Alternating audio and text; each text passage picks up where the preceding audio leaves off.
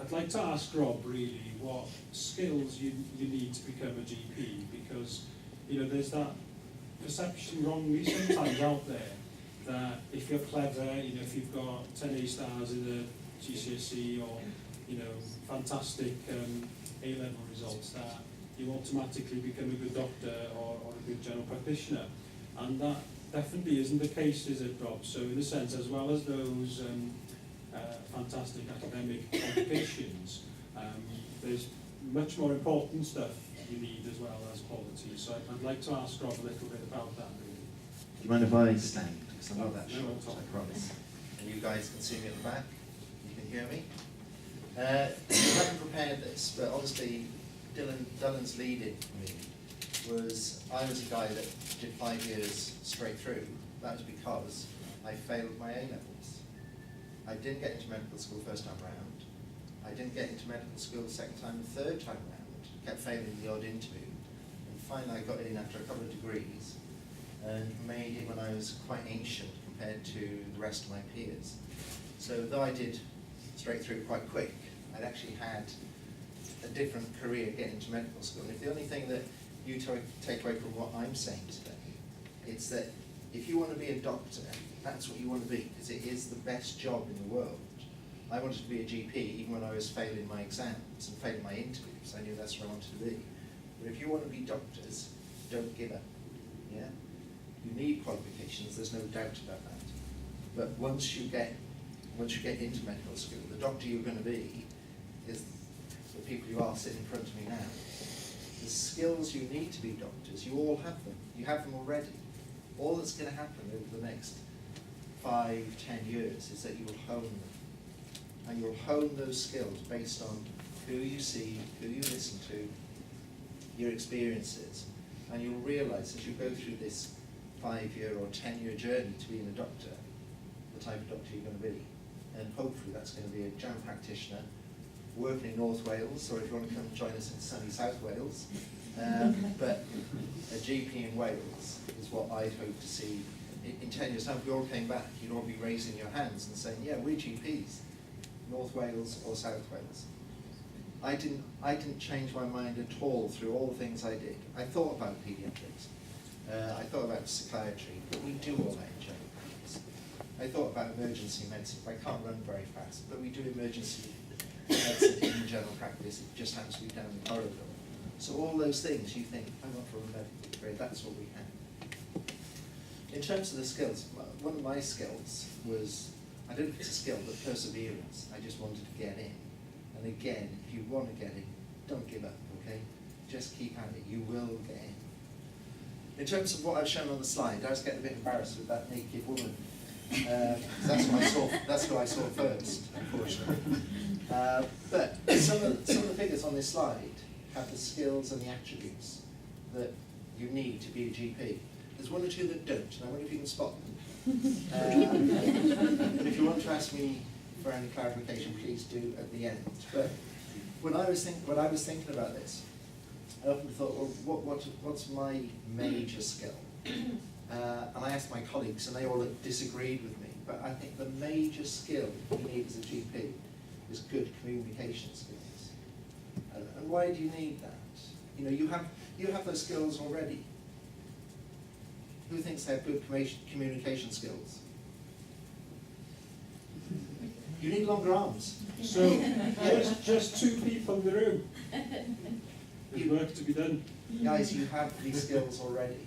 Yeah, they're just going to be developed. You're able to talk to your peers, you're able to talk to your parents, you're able to talk to small children. You're able to make decisions with them. You're able to decide things with them. And those communication skills are very fundamental to what we do in general practice. And why we're so skillful at doing it is that we do it in a very short space of time. We're able to find out what a patient comes with. We're able to try and work out with them what they think might be going on. And we're able to actually make a plan and an idea of what's going to happen next, all in a very short space of time. And that is a major skill that we as general practitioners use on a day-to-day basis in a very short space of time.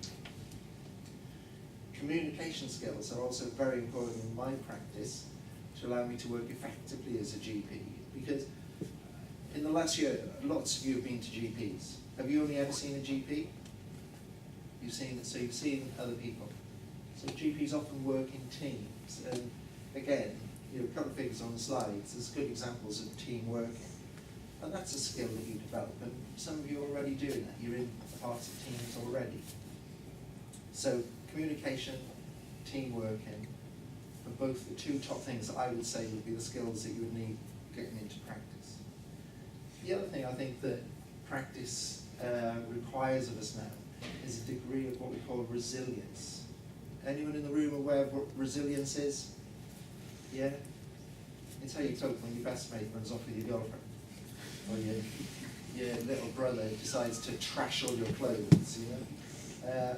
It's how you respond to those things. And resilience is something that you definitely need as a GP, and it's a skill that you're going to learn now over the next few years.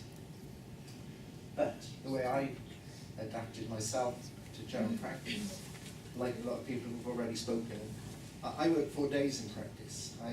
That's what my practice is. On my day off, I think I've got 3 other jobs on the go at the moment. So my resilience has been brought about by the variety that general practice allows me to do outside general practice. My resilience is also brought about by the fact that I have patience. I like patience. I like people. And perhaps that's another quality or a skill that you need to be a GP. You're in, as Dylan said earlier on, it's not the disease, it's not the condition. It's that person who's come through the door, doesn't know what's wrong with them, maybe worried about whether they're going to get home in time to pick up the kids from school, but they're here because they want you to try and help them with their problem.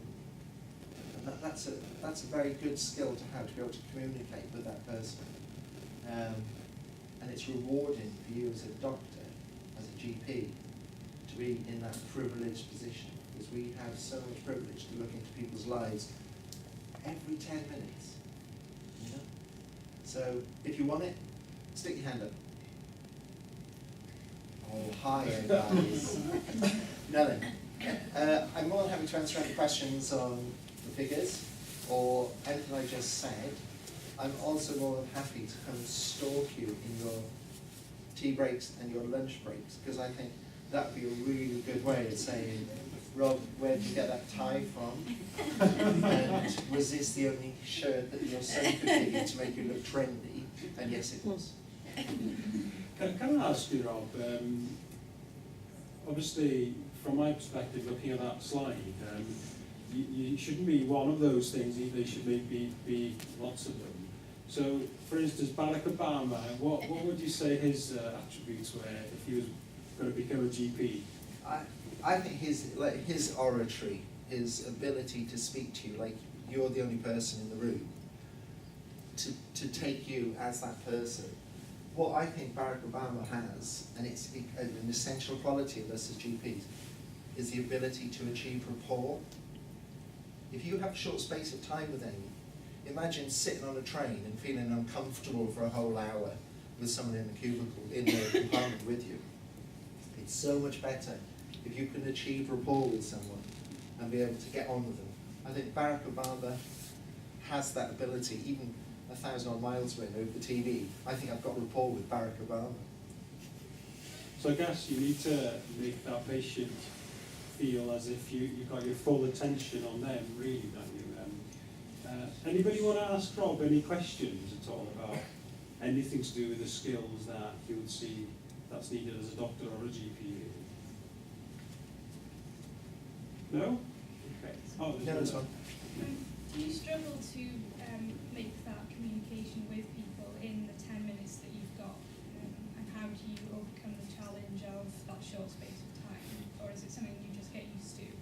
So the question is, do we struggle with the communication in a short space of time in the 10 minutes that we've got? Is that a possibility? Most certainly. Yeah, but it's not really the time. It's not the time, because the most important part of your consultation, whether you're going to have an hour's consultation or a 5-minute consultation, is that first minute and a half, you know? And sometimes, even though I'm jabbering on, sometimes the best thing you can do is just be quiet, something simple. So just a simple question can get that rapport, and then whether it's an hour or 5 minutes, it doesn't really matter. But rapport is quite essential to allow you to function properly as a partnership.